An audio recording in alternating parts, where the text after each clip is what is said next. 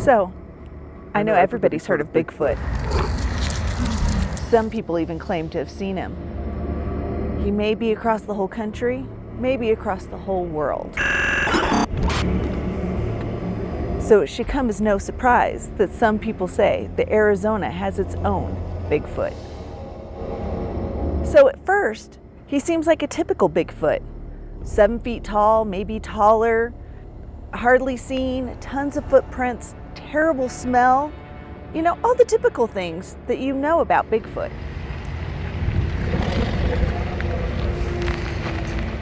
Arizona's Bigfoot is not like ordinary Bigfoot. He's darker, he's angrier, he's more violent.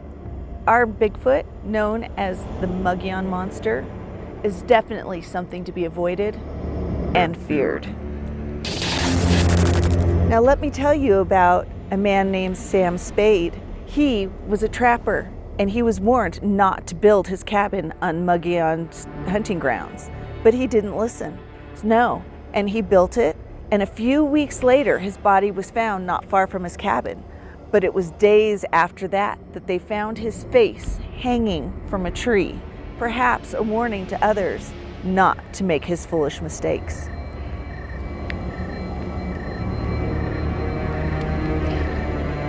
So, in about 1903, Bigfoot became widely known across the country because of a paper written by I.W. Stevens. He claimed he came across the Mogollon Monster drinking blood out of the skulls of 2 cougars it had killed. It attacked Stevens, but he was able to keep it at bay by shooting at it. So, to this day, there are reports about finding decapitated animals, beloved pets, all over this area. And many people, they don't want to talk about it. But the reports, they keep increasing. And perhaps not talking about it is no longer becoming an option. So that leads us to the question, what is this beast? Where does he come from? Like the Mogollon Monster himself, it's not easy to pin down. Is he a natural creature and along the lines of a bear, a lion? Is he something more? Was he born of a dark curse placed on him long ago? Perhaps a spirit, a wendigo, maybe a skinwalker. So, legend speaks of a Native American chief who was banished from his tribe. Why he was banished is unclear, but what is clear is what happened next. He asked the spirits for power to take revenge, which he did in truly horrific fashion. And after he was done with that, his spirit still felt like it needed to take revenge on others. Other stories speak of Native Americans who captured 3 men, and as punishment, they tied them each to their own log and floated them down the river until they died.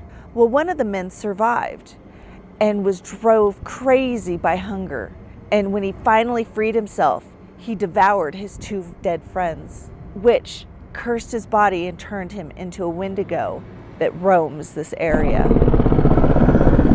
Still, another tale speaks about a white man who murdered a Native American chief's daughter. And when they captured him, they hung him from a tree and tied a heavy log to his feet, which pulled and stretched him for several days. Then they returned and skinned him alive. This torture drove him crazy with fury, and he turned into a skinwalker. And his fury is now targeting anyone that comes across him.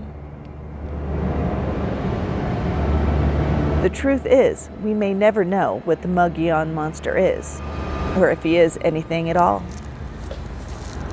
See, not everyone believes in the Mogollon Monster, but even the bravest of men don't wander these parts alone, checking often behind them and avoiding the most remote parts completely. Because only a fool dismisses reports without carefully considering them, knowing that he himself might be mistaken.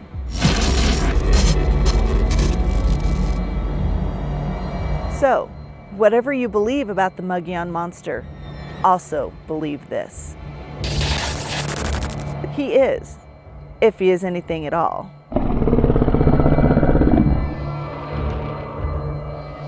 He is a creature to be avoided and feared.